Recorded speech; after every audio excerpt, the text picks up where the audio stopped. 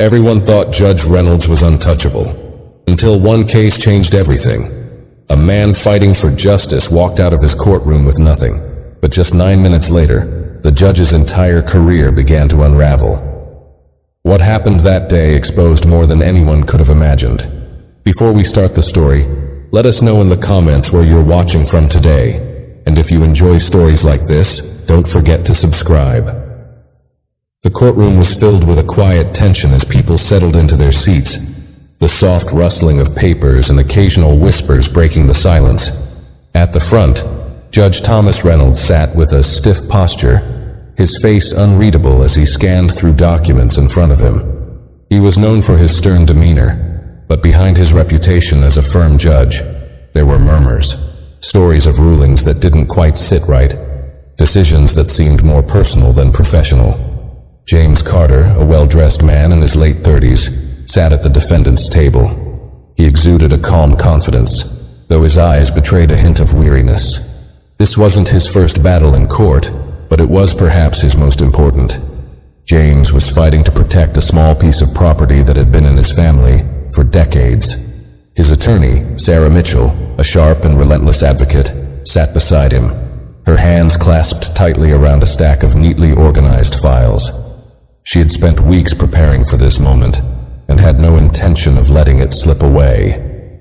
As the proceedings began, Sarah presented their case with precision. She walked the court through a timeline of events, submitting photographs, legal documents, and even witness statements that painted a clear picture of James's rightful ownership.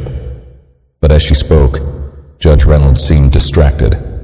His gaze wandered, his fingers tapping idly against the desk. When Sarah introduced a critical piece of evidence, a signed affidavit from a longtime neighbor, Judge Reynolds cut her off mid-sentence. "That won't be necessary," he said, his tone clipped and final. The room fell silent as all eyes turned to him. Sarah hesitated, confused. "Your Honor, this document directly supports my client's claim," she began, but Judge Reynolds waved a dismissive hand. "We've heard enough," he said, his voice carrying the weight of authority. "Let's move to a ruling." The decision came faster than anyone expected. In less than 5 minutes, the judge sided with the opposing party, dismissing James's claim without acknowledging much of the evidence. The courtroom erupted into murmurs of disbelief. Sarah clenched her jaw, her frustration evident. James, however, remained calm. He simply stood, nodded to Sarah, and began to gather his papers. As James left the courtroom, the gallery buzzed with quiet outrage.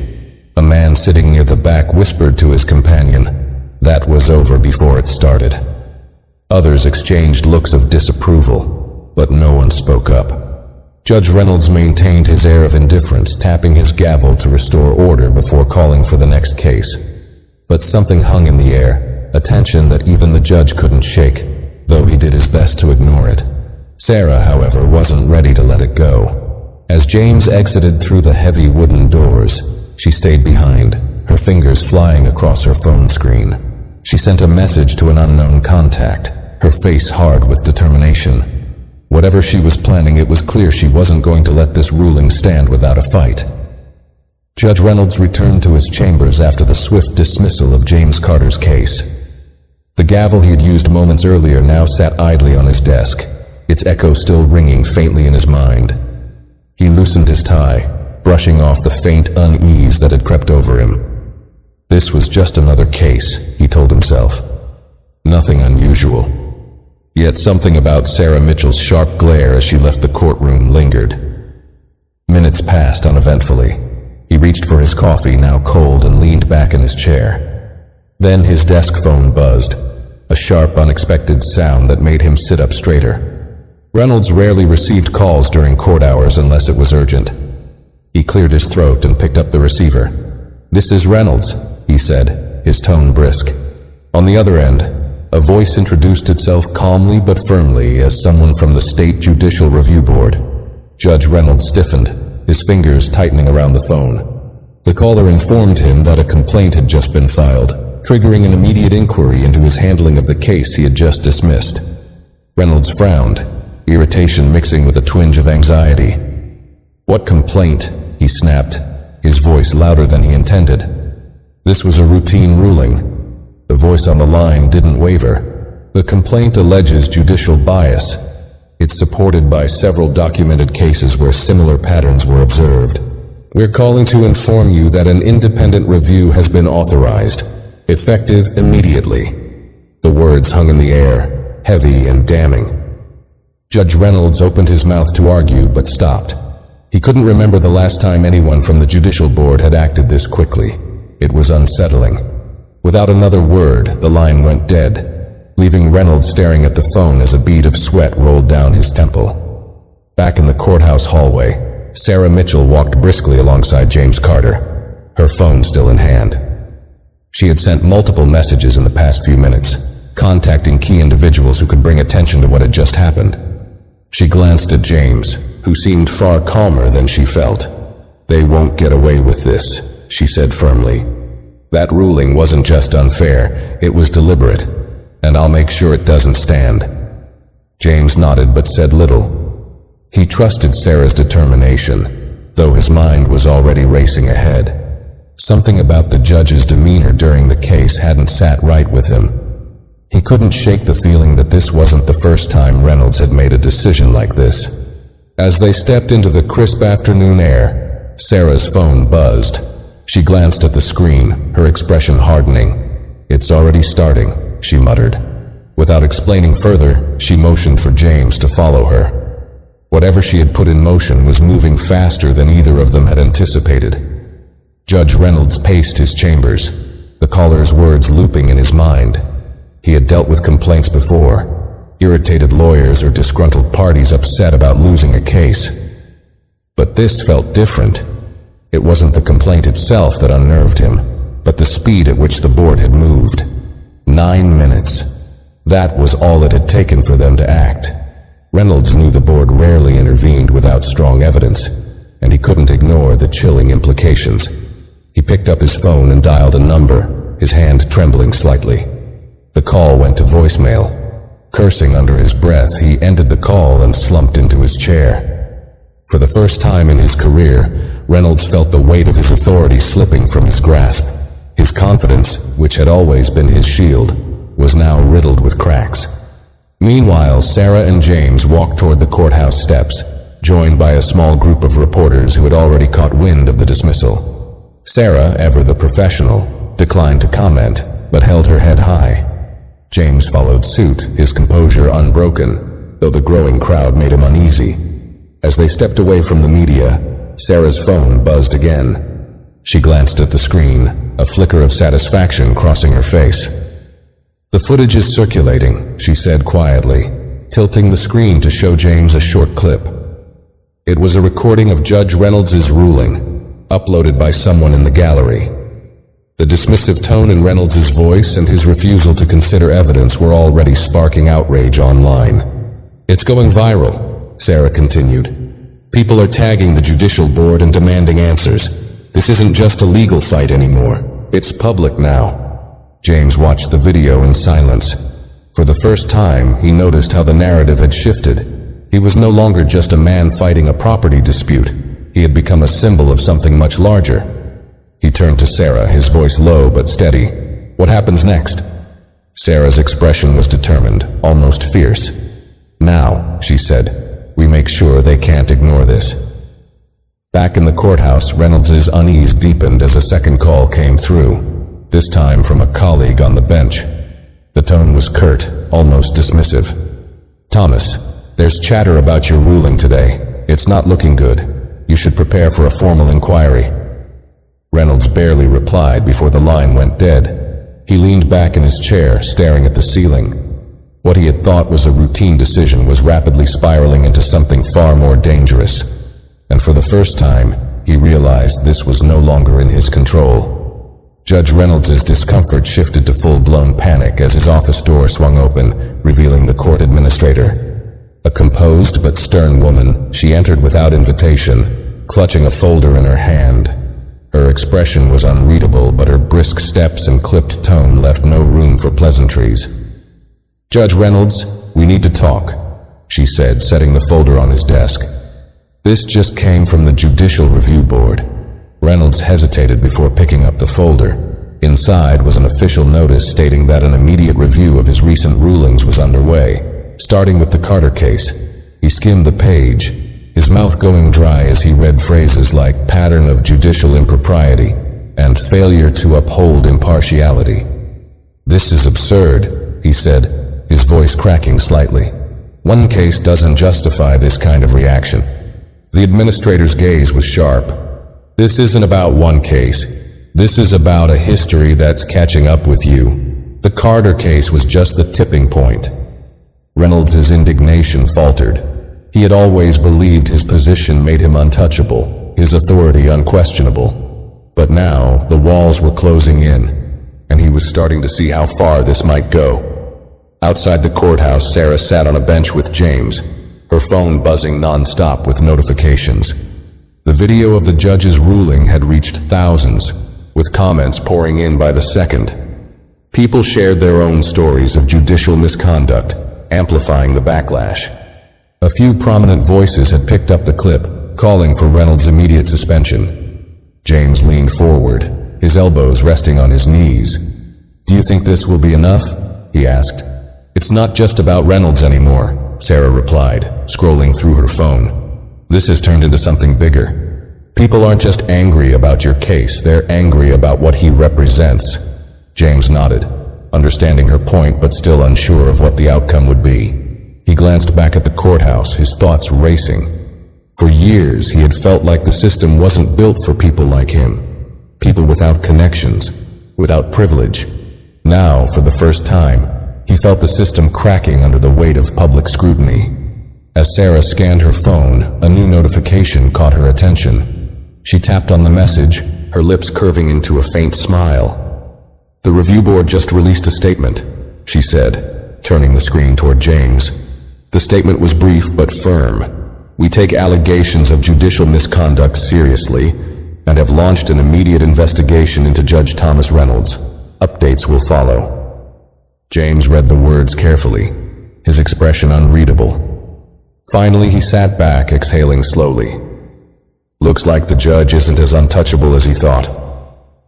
Inside his chambers, Reynolds sat alone, staring at the folder on his desk. The once confident judge now looked smaller, his authority unraveling with each passing minute.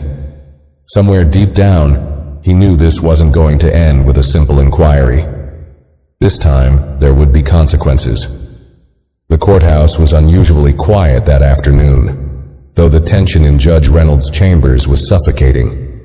The walls, once adorned with certificates and commendations, seemed to close in on him. His phone buzzed again, a call from the Chief Justice of the State Judiciary. For a moment he considered ignoring it, but the weight of the situation forced his hand. "Reynolds," he said, attempting to sound composed. The Chief Justice didn't waste time with pleasantries. "Thomas, what's going on? I've been fielding calls all morning. This case is a disaster. Do you realize what's happening?" Reynolds opened his mouth to respond, but the chief cut him off. "This isn't just public backlash. The board is involved, and it's moving fast. They're demanding your immediate suspension pending a full investigation." Reynolds' stomach twisted. "Suspension?" he repeated, his voice thin. "I've handled hundreds of cases without issue. One ruling shouldn't." "It's not one ruling," the chief interrupted. "This is about perception, Thomas, and right now the perception is that you're biased. Public trust in the judiciary is at stake. Do you understand what that means?" The line went silent for a moment. Reynolds closed his eyes, gripping the edge of his desk as the chief continued. "You need to step aside. The board will be issuing their statement soon. I suggest you prepare yourself." The call ended abruptly, leaving Reynolds staring at the blank wall in front of him. For years he had operated with the belief that his position was immune to scrutiny. Now, that illusion was crumbling. Outside the courthouse, Sarah and James were approached by a group of reporters, cameras clicking and microphones thrust toward them. Sarah, composed and professional, offered a short statement. The dismissal of this case was not only unjust, but indicative of a deeper issue within the judiciary. We welcome the review board's investigation and hope this serves as a step toward restoring faith in the system. James stood silently beside her, his presence calm but commanding. The reporter's questions came rapidly. Do you think the judge is guilty of bias? Will you be refiling the case? How far are you willing to take this? Sarah answered carefully but firmly. Our focus is on ensuring accountability. This isn't just about one case. It's about ensuring fairness for everyone who comes through those courtroom doors. As the reporters dispersed, James turned to Sarah, his expression thoughtful. Do you think this will actually change anything? Sarah hesitated for a moment before replying. It already has, but we're not done yet. Back in his chambers, Reynolds received another notification. This time, it was an official email from the Judicial Review Board confirming his suspension. He read the words slowly, his hands trembling. Effective immediately, Judge Thomas Reynolds is suspended from all judicial duties pending further investigation. The gavel that had symbolized his authority now seemed more like a weight he couldn't lift. For the first time, Reynolds felt the sharp sting of accountability, and it cut deeper than he had ever imagined. Judge Reynolds sat frozen in his chair, the email glaring back at him from his laptop screen. His suspension, swift and decisive, felt like a punch to the gut. He had spent decades building his career, climbing the ranks, and earning what he believed was an unshakable reputation. Now, it was slipping through his fingers in the time it took to read a few sentences. He stood abruptly, pacing his chambers. His mind raced, searching for an explanation, an excuse, anything to make sense of what was happening. But the truth was unavoidable. This wasn't about one decision. It wasn't even about James Carter. The speed of the suspension made it clear that his past rulings were coming back to haunt him. Cases he thought had been forgotten were likely under review, and he knew what they would find. Patterns, assumptions, decisions that had always favored the powerful over the powerless. He slammed his fist on the desk, the sound echoing through the empty room. His thoughts drifted back to the Carter case. It was supposed to be routine. Dismiss the claim, side with the well-connected plaintiff, and move on. He hadn't expected Sarah Mitchell to be so relentless or for James Carter to remain so composed, and he certainly hadn't anticipated the video. The video. It was the one thing he couldn't control, and it was spreading like wildfire, fueling outrage with every view. Outside the courthouse, Sarah and James sat at a nearby cafe, trying to make sense of the whirlwind events. Sarah scrolled through her phone, monitoring the growing momentum online. The video had reached tens of thousands of views in just a few hours, with hashtags like #judicialbias and #accountability for Reynolds trending on social media. Prominent figures had begun sharing the clip, calling for reform and transparency in the judicial system. Look at this, Sarah said, showing her phone to James. People are already connecting this to other rulings he's made. There are posts from people claiming similar treatment in his courtroom. James leaned closer, scanning the comments. Stories poured in from others who had been dismissed or unfairly judged by Reynolds. Land disputes, small business cases, even family court matters. There was a clear pattern emerging, and it wasn't in the judge's favor. It's not just me, James said quietly, his voice tinged with a mix of surprise and sadness. This is bigger than my case. Sarah nodded, her expression resolute. Exactly. That's why this is gaining so much traction. Your case opened the floodgates, but it's exposing something systemic. Reynolds isn't just a bad judge. He's a symptom of a broken system. As they spoke, Sarah's phone buzzed again. It was an email from the Judicial Review Board, confirming that Reynolds' suspension had been made public. Attached was a formal statement outlining the reasons for the investigation, citing multiple allegations of impropriety, bias, and failure to uphold judicial standards. Sarah skimmed the email, then handed the phone to James. They're not holding back, she said. They've named your case specifically. This isn't just a slap on the wrist. They're preparing for something much bigger. James read the statement carefully, his brow furrowing. Do you think he'll fight this? He might try, Sarah replied. But the evidence is piling up. Between the public outcry and the formal complaints, he doesn't have much ground to stand on. Even if he tries to defend himself, the board won't let him off easily. Across town, Reynolds was discovering just how little support he had left. Calls to colleagues went unanswered, and his attempts to reach out to the Chief Justice again were met with curt responses. It became clear that no one wanted to be associated with him, not when his reputation was unraveling so publicly. Desperate for some kind of damage control, Reynolds called his attorney, a man who had represented high-profile clients in the past. The conversation was brief and tense. "I need you to handle this," Reynolds said, his voice sharp. "The board suspension is temporary. We can argue procedural errors, lack of evidence." His attorney cut him off. "Thomas, this isn't just about the suspension. The public pressure is overwhelming. You've got a video that paints you in the worst possible light, and now there's a full-scale review of your cases. This isn't a legal problem. It's a reputation problem, and it's a losing battle." Reynolds clenched his jaw. "So what are you saying? I should just roll over and let them ruin me?" "I'm saying you need to consider your options carefully," the attorney replied. "If this goes to a disciplinary hearing, everything you've ever done on the bench will be scrutinized. Every decision, every case, and if they find even one instance of misconduct that they can prove." He let the sentence trail off, the implication clear. Reynolds hung up without another word, the realization sinking in. He wasn't just at risk of losing his position. His entire career was in jeopardy. His authority, his reputation, his legacy. All of it could be wiped out in a matter of weeks. Meanwhile, Sarah and James continued strategizing. Sarah had already begun drafting a motion to have James's case reopened, citing judicial bias and procedural misconduct. She was also working with other attorneys who had come forward with similar stories about Reynolds. The momentum was building, and for the first time in years, Sarah felt like real change was within reach. As the sun set over the courthouse, the battle lines were drawn. On one side was Judge Reynolds, a man desperate to hold on to his crumbling authority. On the other were James, Sarah, and countless others who had been wronged, armed with evidence, public support, and an unwavering sense of justice. The fight wasn't over, but the tide was beginning to turn.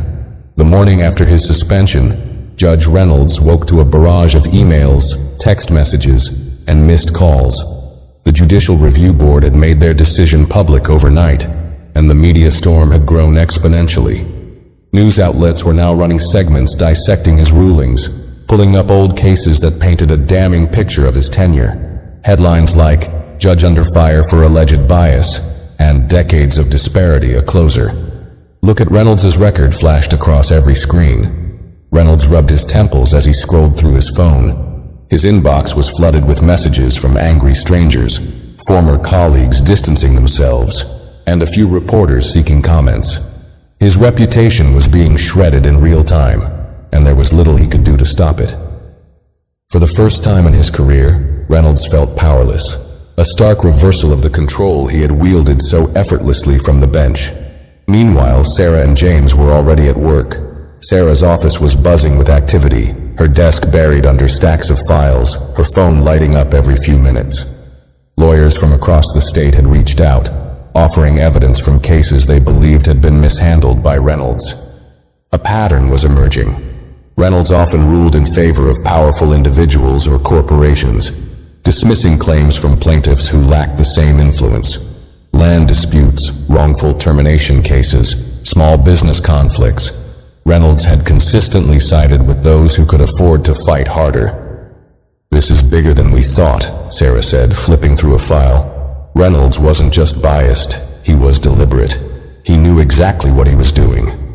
James sat across from her, his arms crossed as he listened. "How does something like this go on for so long?" he asked. "Didn't anyone notice?" "They noticed," Sarah replied. "They just didn't care. Judges like Reynolds thrive because the system lets them. Most people don't have the resources to fight back, and those who do usually settle to avoid the cost and time. But this time, he pushed too far." As they spoke, Sarah received a call from one of the senior members of the Judicial Review Board. She put the phone on speaker, signaling for James to listen in. Ms. Mitchell, I wanted to inform you that the review board is moving quickly. The evidence you provided, combined with the public response, has created a strong case for immediate disciplinary action. We'll be holding a hearing next week. Sarah exchanged a look with James, her lips tightening. Thank you for the update. Will Mr. Carter's case be included in the hearing? Yes, the voice replied. We've flagged it as a critical example of bias. The board will also be examining his broader record to identify any systemic issues. After the call ended, James leaned forward, his voice steady but resolute. So, what happens if they find what we already know? Sarah looked at him, her expression serious. If the board confirms misconduct, Reynolds could be permanently removed from the bench. And if the findings are severe enough, there's a chance he could face legal consequences. James nodded, the weight of the situation settling over him. He's not going to go down quietly, he said after a moment. People like him never do. Sarah smiled faintly, her eyes sharp. That's why we're not giving him a choice. Across town, Reynolds was scrambling to mount a defense. His attorney had called an emergency meeting, advising him to prepare for the worst. The review board is ruthless when it comes to cases like this, the attorney said, pacing the room. Once the public is involved, they don't stop until they've made an example out of someone. Right now, you're that someone. Reynolds frowned, his jaw tightening. So, what do you suggest? That I roll over and let them ruin me? I suggest you step aside voluntarily, the attorney replied, his tone blunt. Resigning might be your only way to salvage what's left of your reputation. Reynolds bristled at the idea. Resigning would mean admitting defeat, and he wasn't ready to give up that easily. But as the attorney continued to outline the potential outcomes of the hearing, a public reprimand, disbarment, and even lawsuits, Reynolds began to realize just how dire his situation was. Back at Sarah's office, the momentum continued to build. Reports from journalists and statements from advocacy groups flooded in, all echoing the same demand. Accountability. The movement had grown beyond James Carter's case, evolving into a broader push for judicial reform. People who had once felt powerless were now speaking out, their voices amplified by the media and social platforms. James watched it all unfold with a mix of pride and disbelief. I never thought this would happen, he admitted. I just wanted a fair hearing, and now, it's so much more. That's because fairness isn't just about your case, Sarah said. It's about making sure this doesn't happen to anyone else. By the end of the day, Reynolds' name was everywhere, tied to allegations that grew more damning by the hour. His suspension had turned into a public spectacle, and the upcoming hearing promised to be even more explosive. But for Sarah and James, the fight wasn't over yet. They knew this was their chance to not only hold Reynolds accountable, but to set a precedent for change. And they weren't about to let it slip away. The week leading up to Judge Reynolds' disciplinary hearing was a whirlwind of activity. The media storm showed no signs of slowing down, with news outlets publishing detailed exposés on his past rulings. Each day seemed to bring new allegations, new voices stepping forward to share their stories of unfair treatment in Reynolds' courtroom. What had started with James Carter's case had turned into a full-blown movement. In Sarah's office, the pressure was mounting. She had spent hours preparing the motion to reopen James's case and drafting statements for the hearing. Her desk was piled high with affidavits and evidence, much of it sent by people who had experienced similar outcomes under Reynolds' watch. Each document painted a clearer picture of a judge who had abused his authority for years, dismissing cases that didn't align with his biases or personal interests. James sat across from her, going through one of the files she had handed him. It's the same story over and over, he said, shaking his head. Dismissed without cause, evidence ignored. It's like he didn't even try to hide it. He didn't think he had to, Sarah replied. Judges like Reynolds rely on the fact that most people don't have the resources to fight back. They assume their power is untouchable. James frowned. Do you think the board will really take this seriously, or will they just slap him on the wrist and move on? Sarah set down her pen and looked at him directly. The board has no choice but to take this seriously. The public isn't letting this go, and the evidence is too overwhelming to ignore. But we can't assume anything. We need to make sure there's no room for doubt. Outside, the movement against Reynolds was gaining traction. Social media was flooded with posts calling for his removal, with hashtags like #RemoveReynolds and #JudicialReform trending nationwide. Advocacy groups joined the chorus, demanding greater accountability within the judiciary and pushing for reforms that would make it harder for judges like Reynolds to operate unchecked.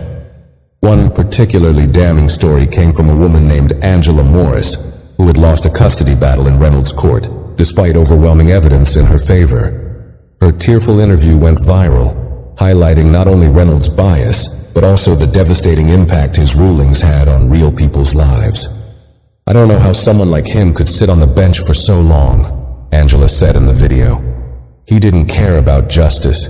He cared about keeping people like me in their place." The video struck a chord, becoming a rallying cry for those who had felt silenced or ignored by the system. Even politicians began weighing in, calling for legislative action to address systemic issues in the judiciary. Reynolds' name became a symbol of everything wrong with the system, and the scrutiny extended far beyond him. Meanwhile, Reynolds was retreating further into isolation. His once loyal colleagues had turned their backs on him, and his attorney's advice to resign was beginning to feel like his only viable option. But the idea of stepping down filled him with anger and bitterness. He had spent decades building his career, making decisions he believed were right. Now he felt like a scapegoat, a man being torn down by public opinion. Sitting alone in his study, Reynolds poured himself a glass of whiskey and stared at the stack of legal documents his attorney had left for him. Each one detailed the allegations against him, including specific examples of bias and misconduct. It was hard to deny the pattern, even for him. The evidence was damning, and the weight of it pressed down on him like a heavy stone. He picked up his phone, scrolling through the news articles that had been written about him. One headline caught his eye: "Justice Under Fire, The Rise and Fall of Thomas Reynolds." The accompanying article dissected his career, highlighting moments that now seemed impossible to defend. His rulings, once considered firm and decisive, were now being re-examined in a harsh new light. For the first time, Reynolds began to wonder if he had misjudged more than just James Carter's case. The night before the hearing, Sarah sat in her office, going over her notes one last time. James was there, quiet but supportive as she prepared her arguments. "Tomorrow is the beginning of the end for Reynolds," she said, breaking the silence. "But it's also the beginning of something bigger. If we do this right, we can push for real change." James nodded. "You've already done more than I thought was possible. No matter what happens tomorrow, you've made people pay attention." Sarah smiled faintly, but her focus remained sharp. "We're not done yet. Tomorrow we make sure he answers for everything." The following morning, the courthouse was surrounded by reporters, activists, and onlookers, all waiting for the hearing to begin. The crowd buzzed with anticipation, holding signs that read, "Justice for all," and "No more bias." The energy was electric, a mix of outrage and hope. Inside the hearing room, Reynolds sat at the defendant's table, flanked by his attorney. His face was pale, his hands clasped tightly in front of him. Across the room, the review board members took their seats, their expressions stern and focused. Sarah and James entered moments later, their presence drawing a wave of murmurs from the gallery. The board chair cleared her throat, silencing the room. "We are here to address allegations of judicial misconduct against Judge Thomas Reynolds," she began. "This hearing will examine evidence of bias, impropriety, and failure to uphold the principles of justice." Reynolds shifted uncomfortably in his seat as the hearing began. For the first time in his life, he wasn't the one in control. And as Sarah prepared to present her case, it became clear that the fight for justice had only just begun. The hearing room buzzed with tension as the proceedings began. The panel of review board members sat elevated at the front, their expressions hard and focused. Each member had a thick file in front of them containing the evidence compiled against Judge Reynolds. The chairperson, a sharp-eyed woman with decades of judicial experience, opened the proceedings with a statement that silenced the room. "The purpose of this hearing," she began, "is to determine whether Judge Thomas Reynolds has consistently violated the principles of impartiality and fairness required by his position. The allegations before us are not isolated incidents. They speak to a potential pattern of behavior that, if substantiated, represents a grave abuse of judicial authority." Reynolds sat stiffly at the defense table, his attorney beside him. His usual air of authority had given way to visible discomfort, his jaw tight and his fingers clenched around a pen. Across the room, Sarah sat next to James, her demeanor calm but focused. In front of her was a meticulously organized binder containing every piece of evidence she and her team had compiled. She had spent countless hours preparing for this moment, and she wasn't going to waste it. The first to testify was Angela Morris, the woman whose viral interview had brought national attention to Reynolds' alleged misconduct. She took the stand with quiet determination, recounting her custody battle in Reynolds' courtroom. Her voice shook slightly as she described how he had dismissed key evidence and interrupted her attorney repeatedly, favoring her ex-husband, a wealthy businessman with ties to local politicians. "I felt powerless," Angela said, her voice breaking. "No matter what we said, it felt like Judge Reynolds had already made up his mind. He didn't care about the facts. He didn't care about my children." As she spoke, Reynolds avoided her gaze, his eyes fixed on the table in front of him. The board members listened intently, their faces grim. When Angela finished, she stepped down to a ripple of murmurs from the audience. Her testimony had struck a chord, setting the tone for the hearing. Next came Sarah's turn to present evidence. She stood, her heels clicking against the polished floor as she approached the panel. She began with James's case, walking the board through the events of that day in painstaking detail. She showed the video footage of Reynolds dismissing James's claim, the judge's voice curt and dismissive as he cut off Sarah's arguments.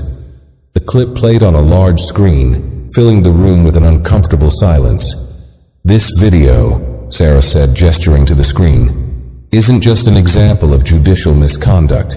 It's a window into a larger pattern, a pattern that spans years and countless rulings."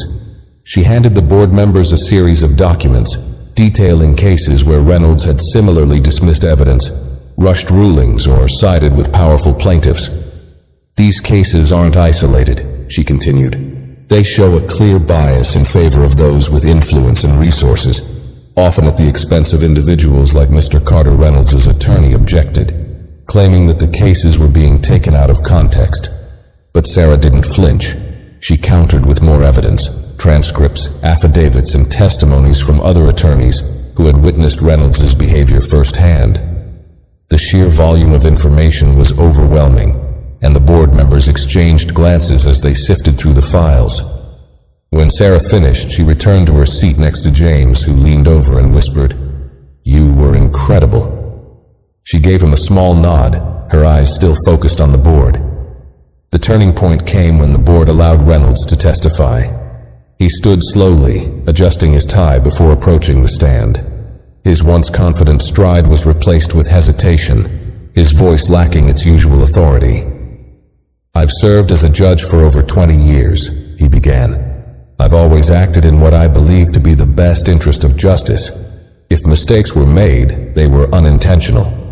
The room remained silent as Reynolds continued, attempting to defend his rulings as matters of legal interpretation. But his words rang hollow against the mountain of evidence presented by Sarah and others. The board members pressed him with pointed questions. "Judge Reynolds," one member said, "can you explain why you dismissed Mr. Carter's case without allowing his attorney to present all her evidence?" Reynolds hesitated, his mouth opening and closing before he finally replied, "I believe the evidence was redundant." "And yet," the member continued, "you allowed the opposing party to present similar evidence without interruption. How do you justify that inconsistency?" Reynolds had no answer. His attorney attempted to intervene, but the damage was done. The panel's expressions grew colder, their questions sharper as they exposed flaw after flaw in Reynolds' testimony. By the end of the day, Reynolds looked defeated. His attorney sat beside him, whispering furiously, but Reynolds barely responded. The momentum of the hearing had shifted entirely in favor of the board and those seeking accountability. As the panel recessed for deliberations, Sarah and James stepped outside into the crisp afternoon air. Reporters swarmed them, cameras flashing and microphones thrust forward. Sarah answered questions carefully, her tone measured. "This isn't about one case," she said firmly. "It's about ensuring that every person who enters a courtroom is treated fairly, regardless of their background or resources. Judge Reynolds' actions have shown us what happens when accountability is absent. Today we're taking the first steps toward correcting that." James stood silently beside her, his presence a quiet but powerful statement. The reporters eventually dispersed, leaving the two of them alone. "What do you think they'll decide?" James asked, his voice low. Sarah glanced back at the courthouse, her expression unreadable.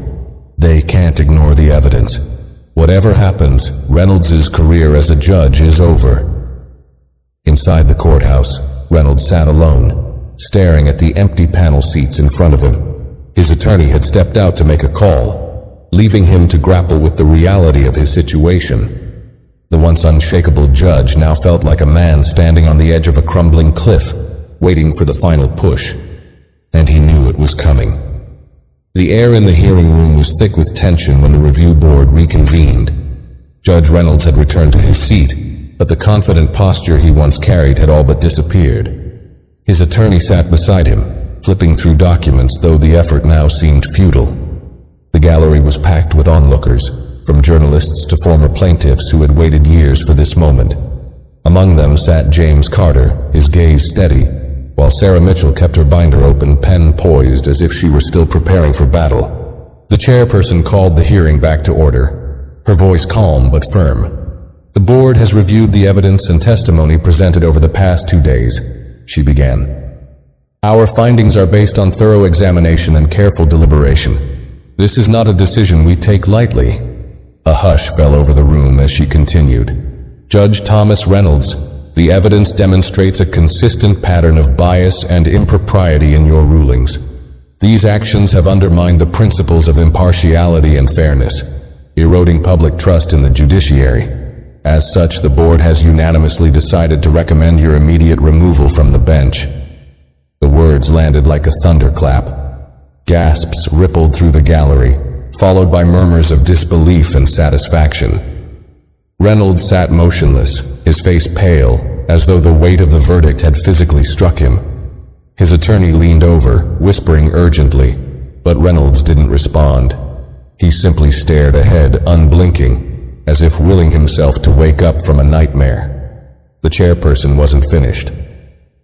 "In addition to your removal, the board will forward its findings to the State Attorney General's office for further investigation. This includes potential violations of judicial ethics and, if warranted, criminal charges." The gallery erupted, the low buzz escalating into a cacophony of whispers and exclamations. Reporters furiously scribbled notes while cameras captured every detail of Reynolds' stoic, yet visibly shaken demeanor. Sarah exchanged a look with James, her expression unreadable. James simply nodded, the smallest sign of relief crossing his features. As the hearing adjourned, Reynolds stood slowly, his legs unsteady. His attorney tried to shield him from the barrage of questions that began as soon as the doors opened, but the once dignified judge looked like a man unraveling. He moved through the crowd without a word, ignoring the cameras and pointed questions that followed him. Outside the courthouse, the energy was palpable. Activists held signs demanding broader judicial reform, their voices loud and determined. Reporters swarmed Sarah and James the moment they stepped outside, their cameras flashing and microphones thrust forward. Sarah, ever composed, addressed them with confidence. "Today's decision is a step toward accountability, but it's not the end. This is about more than one judge. It's about a system that allowed this to happen. We're committed to pushing for reforms that ensure no one else has to go through what so many have experienced in Judge Reynolds' courtroom. When asked about James's case, Sarah replied, "We will file a motion to have Mr. Carter's case reopened under a new judge. The evidence in his favor is undeniable, and now, with a fair trial, justice will prevail." James, though less comfortable in the spotlight, spoke briefly. "This isn't just a victory for me," he said. "It's for everyone who's been wronged. It's a reminder that no one is above accountability, not even a judge." Their words struck a chord, and the crowd erupted into applause. James and Sarah stepped away from the reporters, walking toward the quieter edge of the crowd. James finally exhaled, the weight of months of stress beginning to lift. "You did it," he said, looking at Sarah. "We did it," she corrected, a faint smile breaking through her professional demeanor. Meanwhile, Reynolds was being escorted out of the back entrance of the courthouse, shielded from the crowds by security. His car waited at the curb, but the short walk to it felt like an eternity. The cameras weren't there, but the few courthouse employees who passed him offered no sympathy, only cold, judgmental stares. As he settled into the back seat, Reynolds leaned his head against the window, staring blankly at the passing streets. His attorney sat beside him, silent, the tension between them thick. The humiliation of being publicly removed from the bench was unbearable, but the looming criminal investigation was even worse. For the first time in his career, Reynolds felt completely powerless. The fallout from the decision was swift. News outlets ran breaking headlines within minutes. Judge removed for bias after public hearing, and judicial reform on the horizon as Reynolds faces criminal inquiry. Social media exploded with reactions, many celebrating the decision as a win for accountability. Advocacy groups used the momentum to push for broader reforms, including more oversight of the judiciary and greater transparency in the courtroom. At Sarah's office, a small celebration was underway. Her team had worked tirelessly to compile the evidence and support the movement that had grown out of James's case. Now, they were finally seeing the results of their efforts. Sarah sat at her desk, a glass of sparkling water in hand, as she watched the coverage on her phone. James sat across from her, his own relief evident but subdued. "Do you think this will really change anything?" he asked. Sarah set her glass down, her expression thoughtful. "It's a start," she said. "Reynolds is just one judge, but his removal sends a message. It shows that the system can be held accountable. Now we need to make sure this momentum doesn't fade." James nodded, understanding the weight of her words. He had never expected his fight for fairness in a simple property case to turn into a movement. Yet here they were, at the center of something much larger than either of them had anticipated. That evening, as Reynolds sat alone in his study, the gravity of his situation fully sank in. His phone buzzed constantly, calls from reporters, former colleagues, and even his family. But he ignored them all. The whiskey glass in his hand trembled slightly as he stared at the stack of legal documents in front of him. They were no longer a shield. They were evidence, pieces of a career that had unraveled in spectacular fashion. Meanwhile, across town, Sarah closed her office for the night. She packed up her files, her mind already racing with plans for the next steps. James's case would be reopened, and she intended to see it through to the very end. For her, this wasn't just about one victory. It was about building a better system, one case at a time. As she locked the door and walked into the quiet evening, the faint echoes of the day's triumph lingered in her mind. The fight was far from over, but for the first time, it felt like they were finally moving in the right direction. The days following Judge Reynolds' removal from the bench were chaotic, both for him and for the judicial system he had once dominated. The state attorney general's office announced an official inquiry into his conduct, focusing not only on the Carter case, but on a long list of rulings that had raised red flags. Prosecutors began combing through court transcripts and financial records, searching for evidence of deeper corruption. The media pounced on every update, keeping Reynolds' name plastered across headlines and broadcasts. For Reynolds, the fallout was swift and devastating. His removal had turned him into a pariah in the legal community. Former colleagues distanced themselves, and organizations he had been affiliated with quietly erased his name from their rosters. Even his longtime friends stopped returning his calls. He was no longer a respected figure in the judiciary. He was a cautionary tale. Sitting in his dimly lit study, Reynolds felt the crushing weight of isolation. The once proud judge now faced the grim reality of public disgrace and potential criminal charges. The emails from his attorney were increasingly grim, outlining the growing list of accusations against him. Among them were allegations of financial conflicts of interest, cases where his rulings seemed to favor parties with whom he had undisclosed connections. Reynolds had always thought he was untouchable, but now it was clear that his arrogance had been his undoing. Meanwhile, Sarah Mitchell's office became the epicenter of a broader movement for judicial reform. Advocacy groups reached out, eager to collaborate on campaigns aimed at increasing transparency and accountability in the judiciary. Sarah, though focused on James Carter's reopened case, saw the opportunity to push for systemic change. The motion to reopen James's case was quickly accepted by the courts, and it was reassigned to a new judge. Sarah wasted no time preparing, determined to give James the fair hearing he had been denied. Unlike the first trial, this one was straightforward. With Judge Reynolds out of the picture, the evidence spoke for itself. The new judge ruled in James's favor within days, restoring his rightful ownership of the disputed property. James sat quietly in the courtroom as the judge announced the decision, a mix of relief and exhaustion washing over him. Sarah placed a reassuring hand on his shoulder, her own satisfaction evident. "You deserve this," she said simply. "This is what justice looks like." As they left the courthouse, a small crowd of reporters and supporters gathered outside. Unlike the previous media frenzy, this moment felt quieter, more personal. James stopped briefly to speak to the reporters, his words measured but heartfelt. "This wasn't just about me," he said. "It was about standing up to a system that too often fails people like me. Today we took a step toward making things right, and I hope this inspires others to keep fighting." Sarah followed with her own statement, addressing the larger implications of James's victory. This case wasn't just about one property dispute. It exposed the cracks in our judicial system and showed us what happens when we allow unchecked power to go unchallenged. But this isn't the end.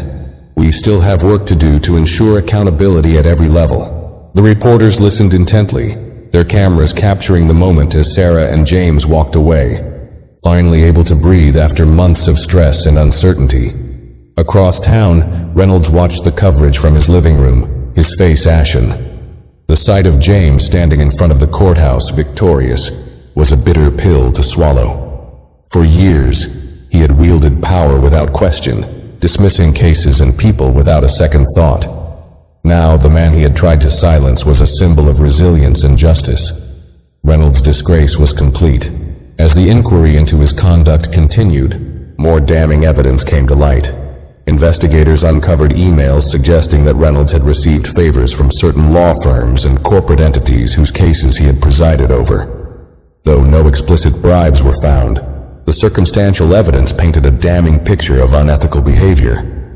Reynolds' attorney warned him that criminal charges were now a very real possibility. The once proud judge found himself spiraling further into despair. His finances were in ruins, his legal fees mounting by the day. Public opinion had turned against him entirely, with protests forming outside his gated home. The calls for broader judicial reform had grown louder, fueled by the momentum of Reynolds' downfall. For Sarah, the victory in James's case marked the beginning of a new chapter. She had become a leading voice in the push for judicial accountability, using her platform to advocate for policy changes. She worked tirelessly with advocacy groups, lobbying for measures like mandatory bias training for judges, greater transparency in judicial appointments, and public access to court records.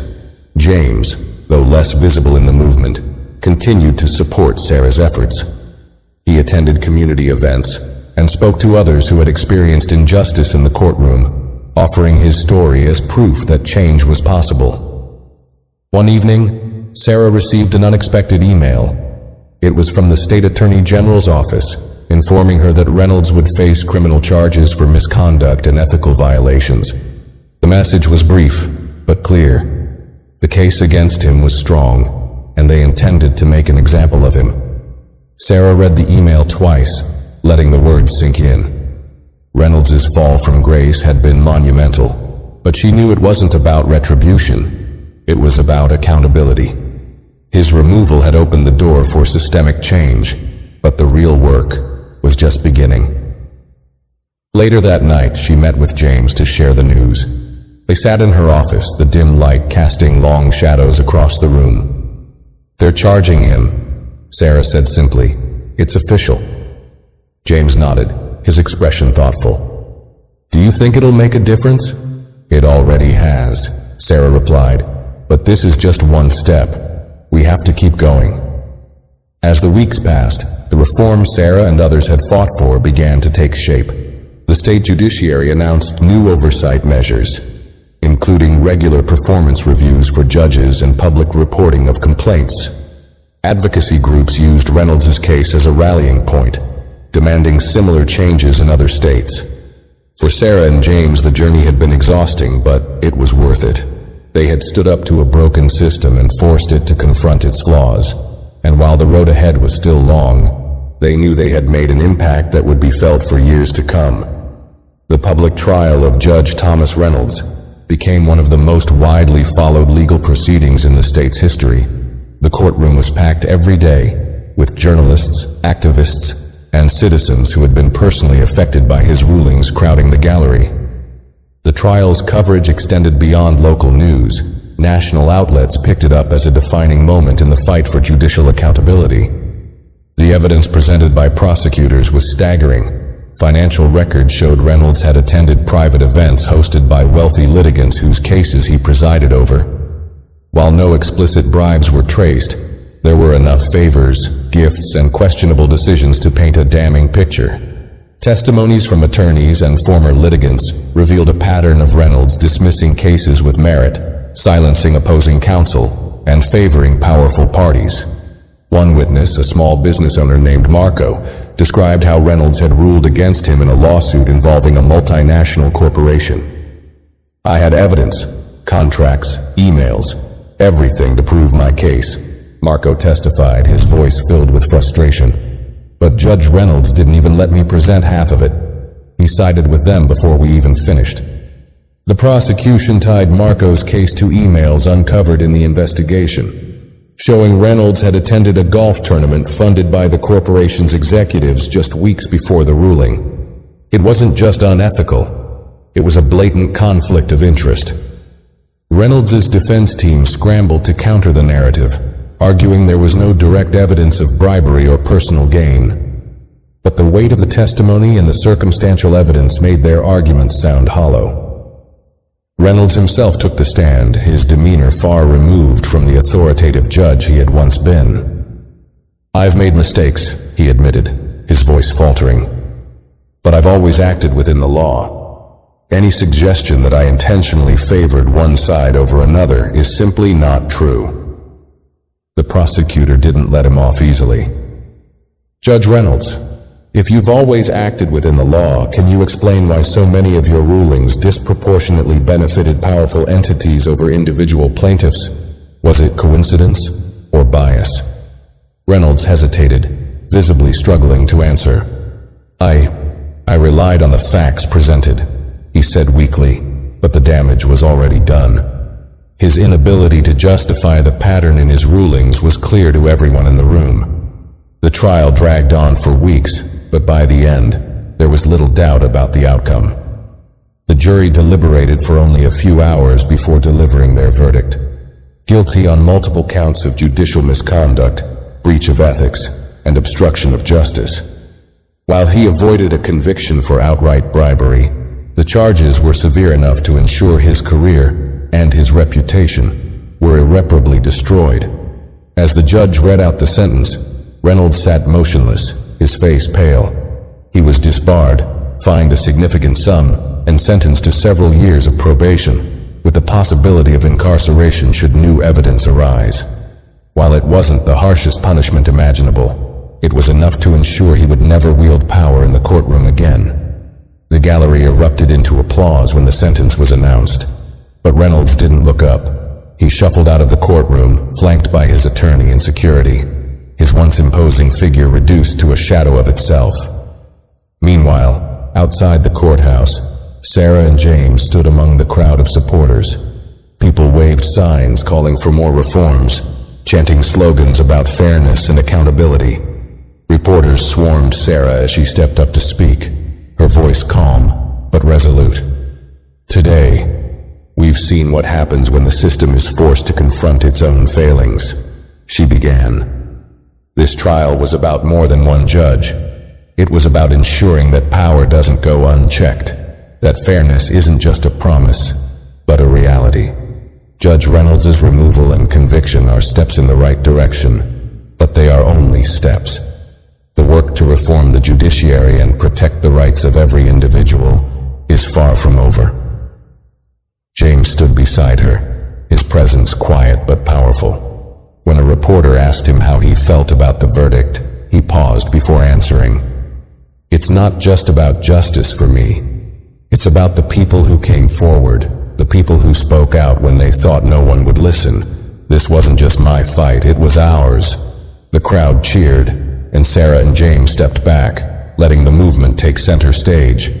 For James, the journey had been personal, but seeing the larger impact gave him a sense of purpose he hadn't expected. For Sarah, it was a validation of her relentless efforts, proof that change was possible when people stood together. As the weeks passed, the reforms sparked by Reynolds' case began to take shape. New measures were introduced to ensure greater oversight of judges, including mandatory disclosures of financial relationships, regular performance reviews, and expanded public access to court transcripts. The state also implemented mandatory training programs on bias and ethics for all judicial officials, a direct result of the advocacy efforts led by Sarah and others. James, though less visible in the public eye, continued to play a role in the movement. He spoke at community events, sharing his story and encouraging others to stand up for their rights. His victory in his reopened case had not only restored his family's property, but had also become a symbol of what could be achieved through persistence and unity. For Reynolds, the consequences were far-reaching. Stripped of his authority, his name became synonymous with corruption and failure. His disbarment left him unable to practice law, and the financial penalties drained what remained of his savings. He retreated into obscurity, his once prominent career reduced to a cautionary tale of arrogance and abuse of power. Meanwhile, Sarah and her team pressed forward, using the momentum from Reynolds' trial to push for national reforms. They worked with advocacy groups, legislators, and even other attorneys to draft proposals that would make the judiciary more transparent and accountable. Sarah's determination never wavered, and her influence grew as she became a trusted voice in the fight for systemic change. One evening, months after the trial, Sarah and James met for coffee at a quiet cafe near the courthouse. The conversation was lighter than usual, reflecting the relief that came with seeing their efforts bear fruit. "You've come a long way," Sarah said, smiling at James. "From sitting in that courtroom to standing in front of crowds, inspiring people." James chuckled, shaking his head. "I never thought I'd be part of something like this. I just wanted my property back." Sarah leaned back, her expression thoughtful. "Sometimes it starts small, one case, one voice, but when people stand up, it grows into something bigger. That's what this was always about, something bigger." They clinked their coffee mugs in a quiet toast, both understanding that while the fight was far from over, they had made a lasting impact. Their actions had set a precedent, one that would ripple through the judiciary for years to come. Months turned into a year, and the echoes of Judge Reynolds' downfall continued to reverberate throughout the legal system. His case became a defining moment in judicial reform, referenced in law schools, advocacy campaigns, and legislative hearings. The reforms Sarah Mitchell and her team had fought for became law, ensuring stricter oversight and transparency for judges across the state. The ripples of their work reached beyond state lines, inspiring similar movements in other parts of the country. For Sarah, the experience was transformative. She had always been a fighter for justice, but this case had shown her the power of collective action. Her once modest practice had grown into a hub for reform, where attorneys, activists, and everyday citizens came together to challenge systemic issues. Sarah became a sought-after speaker at conferences and events, her name synonymous with integrity and perseverance. James Carter, meanwhile, had returned to a quieter life. His family's property was thriving again, a reminder of what fairness and determination could achieve. But he hadn't entirely stepped away from the movement. He remained a voice of encouragement, attending community forums and offering support to those who, like him, had felt silenced by the system. Though he preferred to stay out of the spotlight, his story continued to inspire others to stand up for what was right. On a crisp autumn day, James found himself back at the courthouse, this time as a guest speaker at a seminar on judicial accountability. He spoke about his experience with humility and grace, emphasizing the importance of persistence and community. As he finished, the audience erupted into applause, many thanking him personally for sharing his story. Afterward, Sarah joined him outside the courthouse steps, the same steps where they had stood a year earlier, surrounded by reporters and supporters. The atmosphere was calmer now, but the significance of their journey wasn't lost on either of them. "You did well in there," Sarah said, smiling. "You've become quite the speaker." James laughed. "I had a good teacher." They stood in silence for a moment, watching the late afternoon sun cast long shadows over the courthouse. For all the battles they had fought, the victories they had won, and the reforms they had pushed, they both knew there was more to do. But for now, they allowed themselves a rare moment of peace. "Do you ever think about him?" James asked suddenly, breaking the silence. "Reynolds?" Sarah replied. "Sometimes. Not often. He's not the point anymore. What matters is the change we made because of him. He's just a chapter in a much bigger story." James nodded, the weight of her words settling over him. "A lot of people won't forget what he did," he said, "but maybe now they'll remember what came after." Sarah smiled, her gaze steady. "That's the goal." As they walked away from the courthouse, their steps light but purposeful, it was clear that their work wasn't done. But it was also clear that they had already made a difference, one that would continue to grow long after their names faded from the headlines. For Sarah and James, the fight for justice was never about recognition or revenge. It was about fairness, dignity, and the belief that no one, not even the most powerful, was above accountability. And as they moved forward, they carried that belief with them, ready for whatever challenges lay ahead. Thank you for watching. If you enjoyed this story, make sure to like this video, share your thoughts in the comments, and subscribe to the channel for more stories like this. See you in the next one.